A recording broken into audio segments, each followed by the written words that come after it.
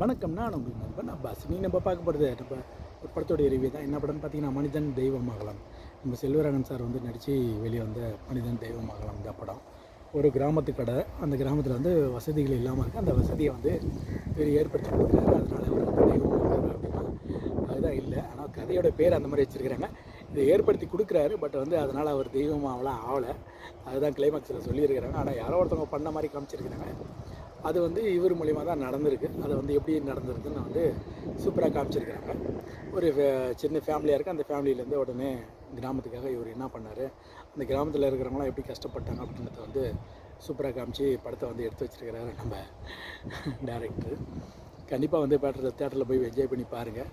நம்ம sky show டைமுக்கு like பண்ணுங்கள், கமெண்ட் பண்ணுங்கள், சப்ஸ்கிரைப் பண்ண மறக்காதீங்க. ஃப்ரெண்ட்ஸ் அண்ட் ஃபேமிலிக்கு தட்டி விடுங்க, சரிங்களா? இந்த படத்தை வந்து கௌசல்யா நடிச்சிருக்கிறாங்க சப்போர்ட்டிங்காக.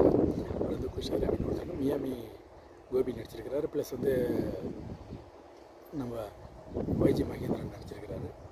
நிறையா ஒரு கேரக்டர் இருக்குது. நிறைய கேரக்டர் நல்லா இருக்குது. ஆனால் கதையில் பெரிய ஒரு மைனஸ் பாயிண்ட்டாக இருக்குன்னா, கதையை வந்து கொஞ்சம் டீட்டெயிலாக சொல்லாமல் இருக்கிறது தான். கதையை வந்து டீட்டெயிலாக சொல்லியிருந்தால் இன்னும் கொஞ்சம் நல்லா இருந்திருக்கும். அவர் வந்து கதையை வந்து டீட்டெயிலாக சொல்லலை.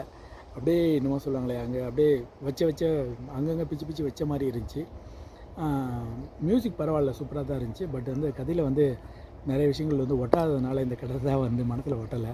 அவர் கிராமத்துக்கு அதனாலே நிறைய பேருக்கு ஃபீலிங் ஆகும். இந்த கதை வந்து எனக்கு ஃபீலிங் ஆகலை. உங்களுக்கு ஃபீலிங் ஆச்சுன்னா கீழே கமெண்ட் பண்ணுங்கள், சப்ஸ்கிரைப் பண்ணிடுங்க. மீண்டும் சந்திப்பேன். நான் உங்கள் நண்பன் அப்பாஸ்.